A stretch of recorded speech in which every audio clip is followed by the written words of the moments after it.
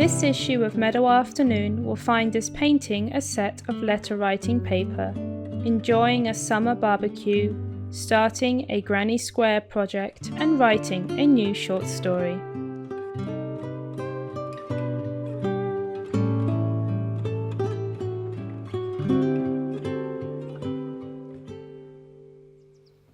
Purple and soft, the jacaranda flowers float like little trumpets in the sky, playing lyrical tunes for the wind.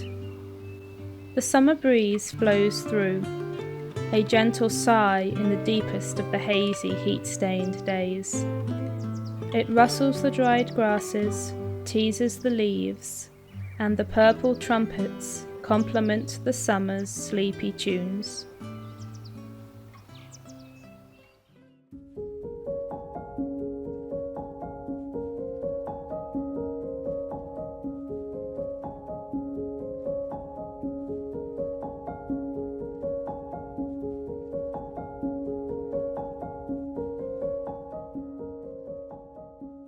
It's late in the day, and the long train ride has finally come to an end.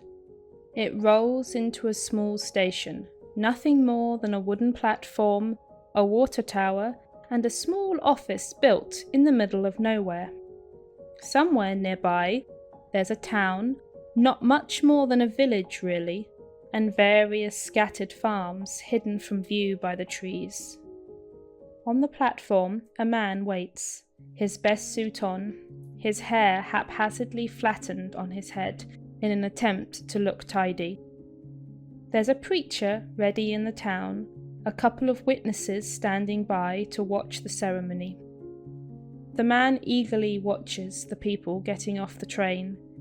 He's nervous and keeps fidgeting with a loose thread on his jacket, stopping only when a woman gets out of one of the carriages. Alone, with a large trunk, she steps forward. They both look shyly at one another and smile.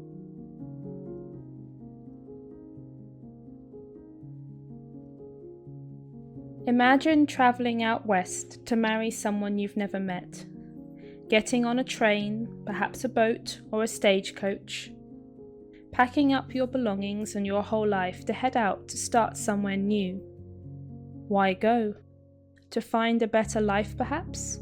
To escape things going on back home? To find adventure? To have a fresh start, maybe? Or perhaps even for love? This was a choice that many women in the past made. For the story today, I wanted to write something inspired by Old West mail order brides, or correspondence courtships. It's an interesting part of history, one that gives me lots of story ideas. Let's begin with a little background research before exploring the short story I have bubbling in my mind. The gender imbalance was such in the American Old West that men vastly outnumbered women. Some men brought wives and families with them when they went out to seek their fortune, set up farms and homesteads and the like, but many more went out alone. One of the ways people sought to restore the gender balance and find a spouse was through taking out ads in newspapers and courting through the mail. A man could place an ad describing himself and what he was looking for in a partner, and then any interested women could reply to the ad. The courtship would then take place through the mail, hence the term mail order bride or correspondence courtship. When the couple decided to marry, the woman would travel out to begin her new life, sometimes with the man sending money to help pay for her travel fare. These ads were clearly popular. One newspaper, for example, was publishing 300 personal ads per week. It appears that many of these marriages were successful, perhaps due to the straightforward nature of the ads. People seem to have generally written candid descriptions of themselves, what they wanted, and would also sometimes exchange photographs during the courtship process. The majority of these marriages took place in the late 19th and into the early 20th century. Mail order brides is not a historical phenomenon unique to the USA, or just to that time period, but that's the historical spot that I'm focusing on for the short story today. In some ways, looking for a spouse via a newspaper is not that different from modern dating apps. People listed what they were looking for in a partner, they described themselves just as you would today, and instead of messaging back and forth via an app, people would have written letters. Of course, there are differences in social norms, and the technology is vastly different, but the desire to find someone to share your life with is very much the same, and I love seeing the similarities between now and then. I've included links to a few online articles if you'd like to read more about mail order brides in the Old West, and especially if you'd like to read a couple of examples of actual personal ads people placed from that time period. You can find all those links in the description box below.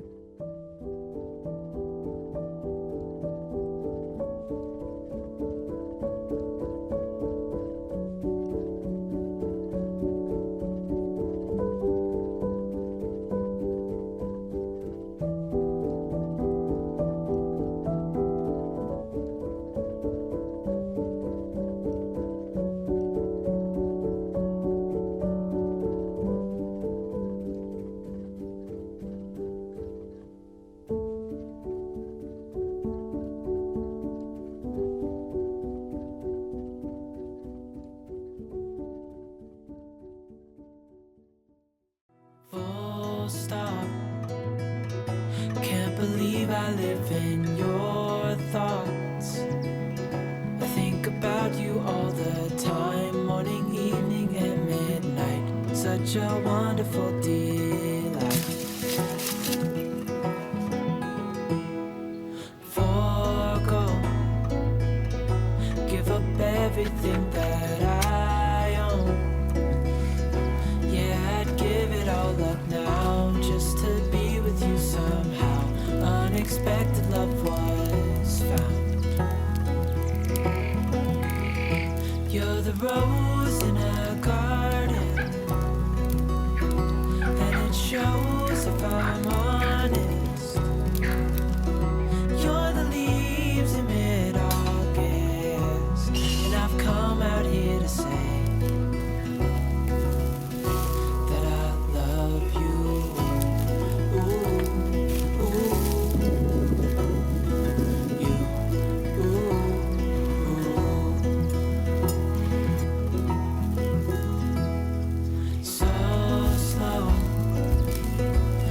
you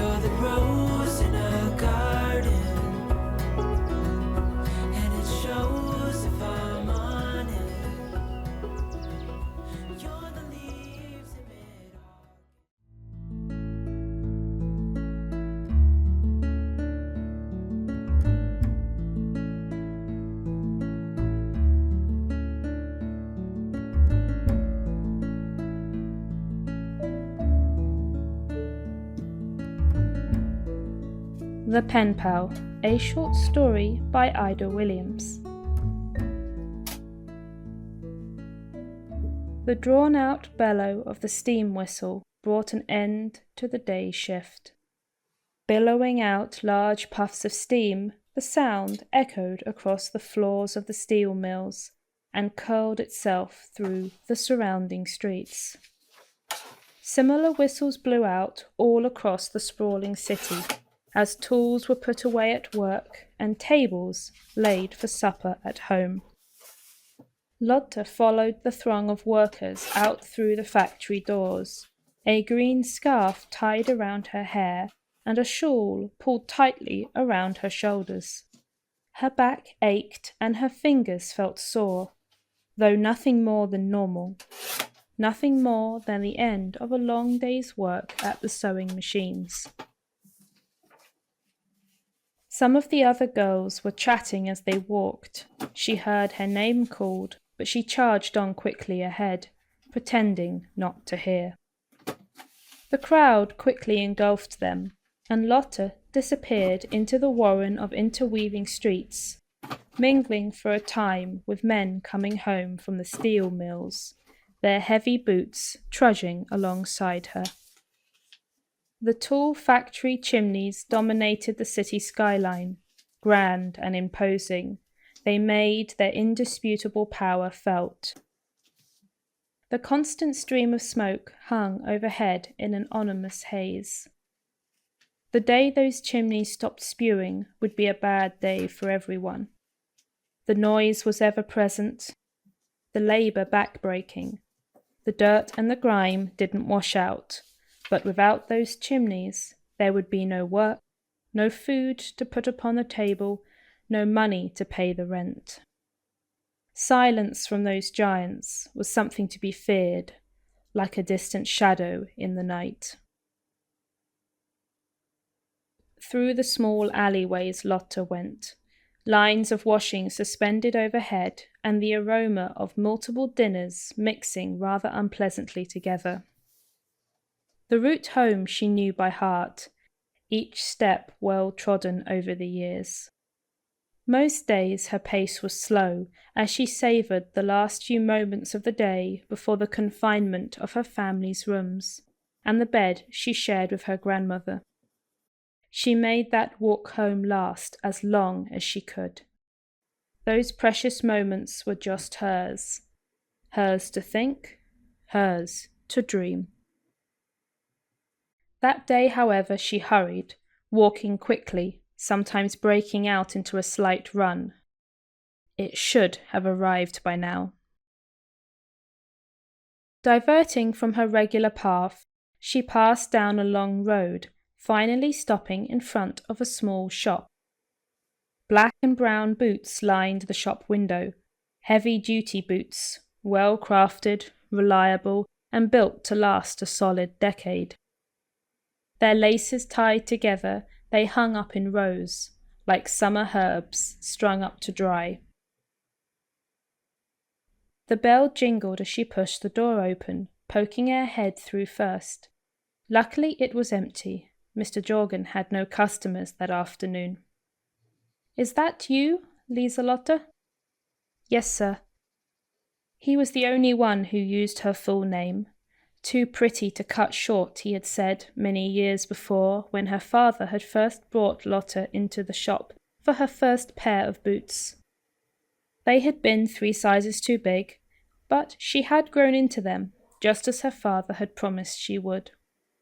The elderly man came out from the back room, his fingers stained brown with polish, and a small pair of spectacles perched on the end of his nose. "You have a gift, Mädchen.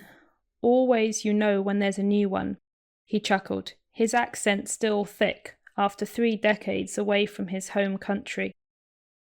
"Not really," Lotte shrugged shyly. "It's been 4 weeks. It's always the same. I just count the days." Her replies were soft, and in the mother tongue they shared.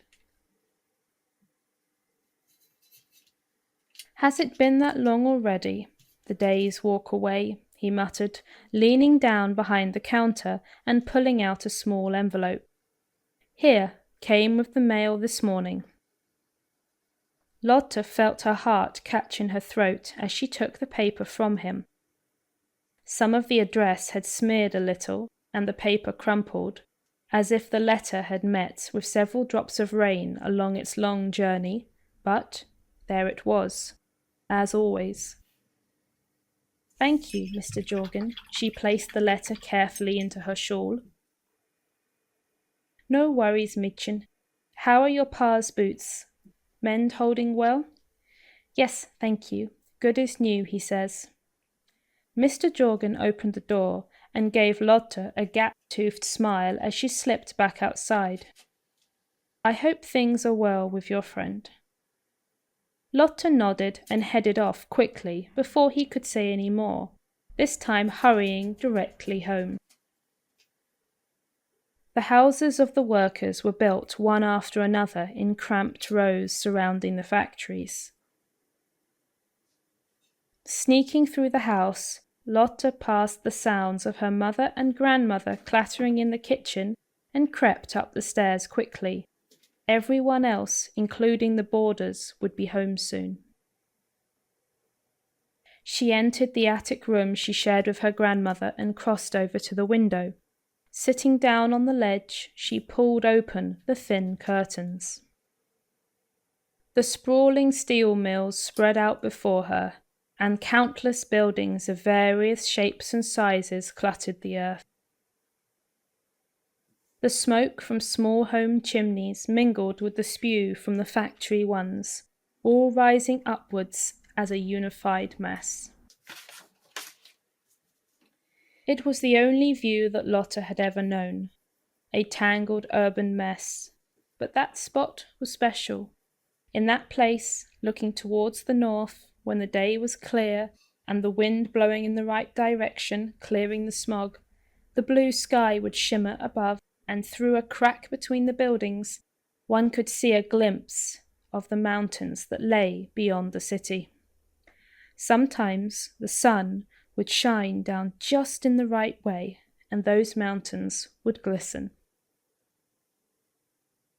Tucking the skirt around her, she brought out the letter, pausing to stare for a moment, as she always did, at her name written in black ink. It had been over a year since she had written back to the newspaper ad. Male, 28, 5 foot 8 inches, honest and hard-working, farmer with own land, seeks wife. That's how the ad had begun. From there, the letters had started, and every 4 weeks a new one would arrive for her. Those letters spoke of green fields, wide open spaces, a small but warm cabin, clear water streams, wild animals grazing in the summer meadows, and mountains.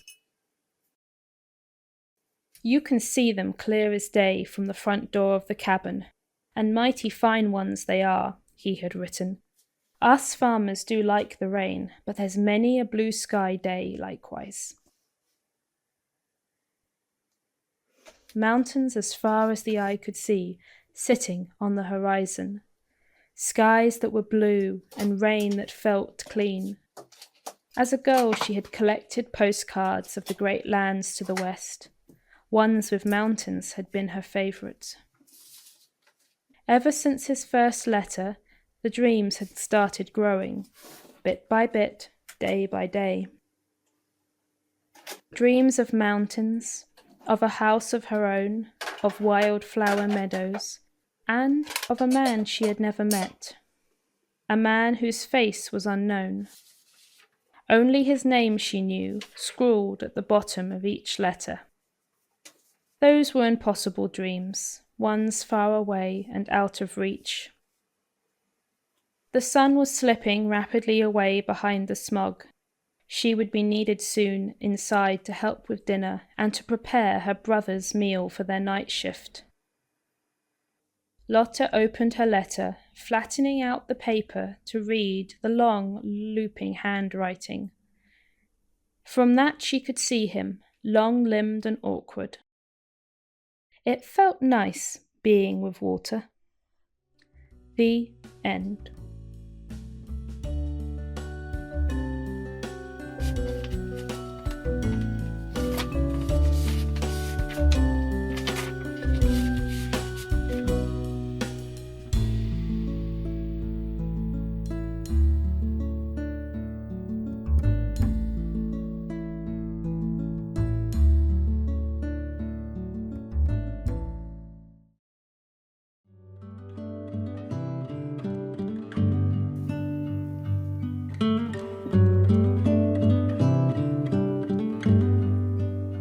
To set up a new project, and one I've always wanted to make, a granny square blanket. After lots of research, mainly at the Centre for Good and Generally Unrealistic Things, that is Pinterest, I've decided to make an African flower granny square blanket, and after a painfully long time of indecision, I have picked out a few colours of a cotton yarn. I spent quite a bit of time trying to decide whether I wanted to make a traditional granny square design or whether I wanted to try something different, and in the end I particularly loved the look of the African flower granny squares. So that's the design I'm going to use for this blanket. For some reason, choosing colours and project planning can take me longer to do than actually making the project itself. And I have been musing about this one blanket for months.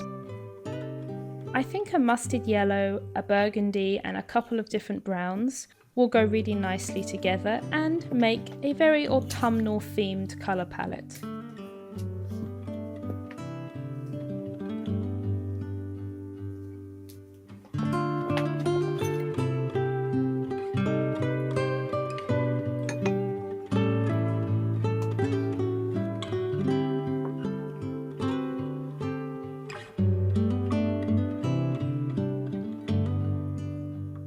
I really enjoy having a project like this to work on, one that has no deadline and no pressure.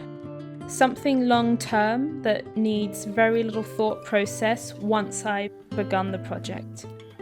Just something I can pick up when I want to relax, work a little bit on, and then put it away again. Something that can live in its own little basket, something that's self-contained, and something that does not need lots of different supplies to make. I have a few of these sorts of no-pressure projects on my to-make list, so let's get started with this one and begin crocheting, and let's see how long it takes me.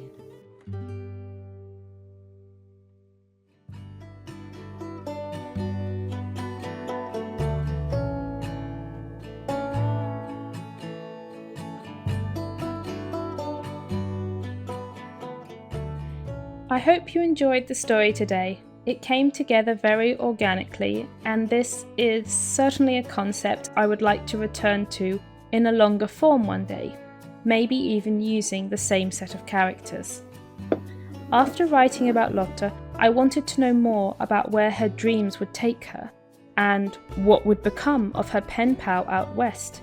Would she go out to join him? And what would their life be like out there? Would it be what she wanted? Lots of questions to be answered another time, but ones I certainly want to think about. For the project to match the story today, I thought painting my own set of letter writing paper was a perfect accompaniment. Thank you for watching today's episode. If you're new, welcome, my name is Ida. On this channel I share short stories and the behind the scenes of my novels, along with a little bit of slow living, cooking and crafting. If you'd like to learn more about the world of Meadow Afternoon, you can find a link to my website below. Feel free to say hello in the comments, and please consider subscribing so you don't miss the next issue of Meadow Afternoon. Until next time.